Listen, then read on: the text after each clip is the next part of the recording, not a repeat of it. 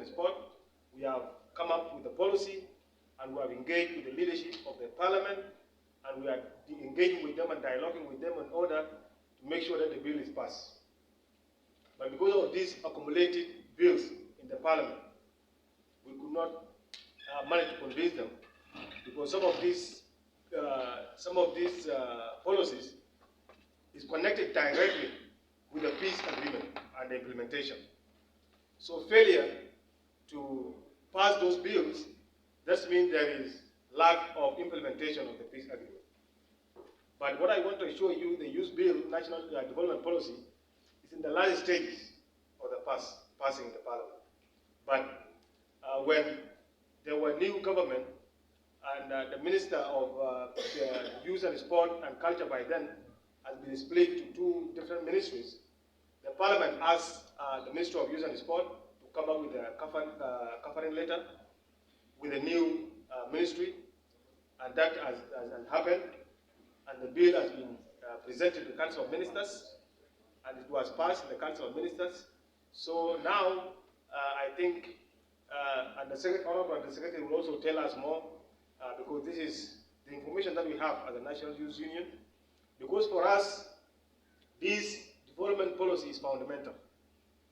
As we are engaging at the continental level, at the regional level, we always ask whether our National Youth Union or National Youth Council is established through an Act of Parliament or through a youth development policy, which we are not. Recently, we had an engagement with the East African Community Youth Council, and there were a consensus of forming EAC National Youth EAC Youth Council, whereby all the member states or EAC community are going to be members of that youth council.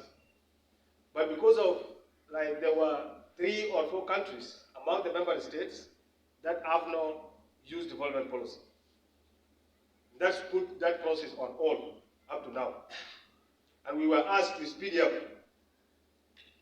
Within the region, especially among the EAC countries, you have South Sudan, but at least we have developed it and we have presented to the Parliament.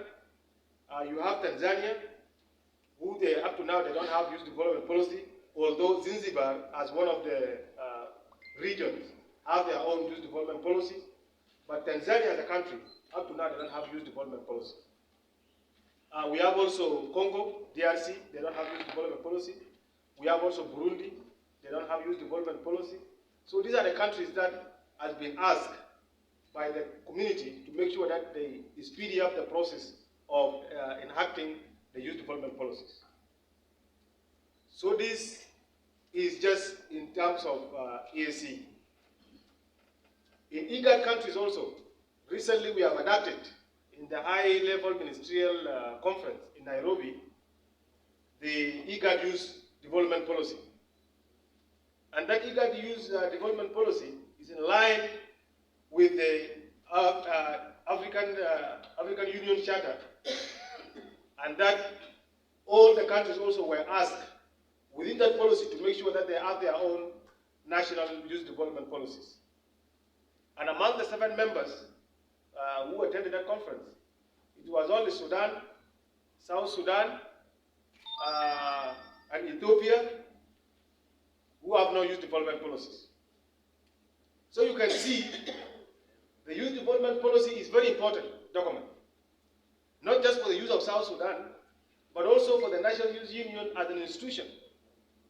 Because at the regional level, up to now we are not legal. And that's why you guys are seeing there's a lot of challenges. Our office has become ceremonial body, that the young people of South Sudan are not directly beneficiaries of this union. That is all because we are lacking youth development policy, and we are lacking the support and fund that's supposed to support the young people of South Sudan. Because in that policy, the government is obligated to fund the National Youth Union and all youth organizations in the country. But without that policy, the government have no any obligation. We end up being beggars. We have to go and beg for what is ours. So this is something that's very unfortunate. So as you are dialoguing, don't put it as only responsibility of South Sudan National Youth Union to advocate for that. Because our role of all of us is to advocate for our rights. So I want to urge you, if you can come up only with an item of what is the South Sudan National Youth Policy on all social media outlets, I'm sure within 72 hours you are going to hear good news. Because that policy is not only going to benefit the National Youth Union, but all youth of South Sudan. If I can tell you, one of the provisions in that policy is that the government was supposed to at least give $1 per barrel with our oil. Just imagine, if we have that money, are we going to have a challenge in supporting youth activities in this country? Are we going to have challenge of supporting young entrepreneurs? Are we going to have challenge in supporting technical skills? Are we going to have challenge of having vocational training? Because these are the areas that are lacking in South Sudan. We don't have skills, young people who can contribute positively in nation building. So these are the challenges. And that requires our collective responsibilities and our collective effort to see to it that the policy see light. So don't see it as if it's only fight for Gola to fight for our policies. It's for all of us. If you guys are not supporting us, then we are ending up without policy. Now, as I'm speaking today, I remain with less than 2 months in office. So you can see what I'm advocating is not for me. It's not for the current executive. It's for the generation to come and the people that will come after us. Who knows, maybe the next year person is among you here.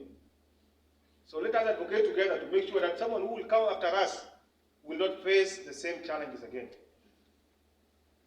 Otherwise, we are going to move with the same circle. Having said that, there was a lot of discussion here about the gender balance. And some people are just thought, and I'm happy with my brother there. I don't know his name, but he was like, you cannot just make this one a ceremonial, and I agree entirely with that. I'm a feminist myself. Feminist, someone who believe a right between men and women. But we cannot make it just in terms of representation. In the high table, we were having 2 female. One of them came late, she's here now. And we have our right honorable speaker also supposed to be in that high table, but she's not here. So that one cannot be blamed on the organizers or anyone else. Because if the right are not given, are taken. If you are invited and you not attend the program, what if who came here are all ladies and we came late? What will happen? The same thing. So